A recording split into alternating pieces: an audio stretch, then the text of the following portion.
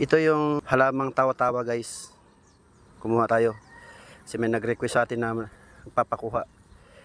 Itong tawa-tawa guys, isa to sa halamang number 1 na nakakapagpagamot, sabi ng karamihan, to sa sakit na dinggi.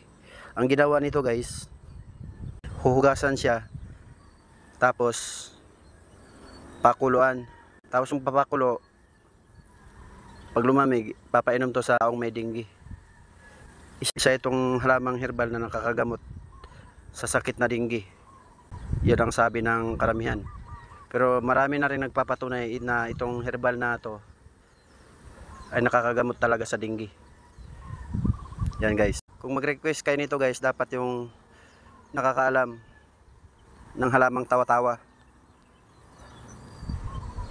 Ito siya guys oh.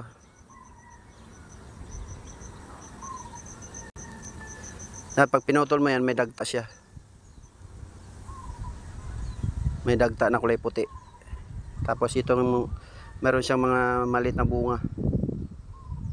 Ganyan.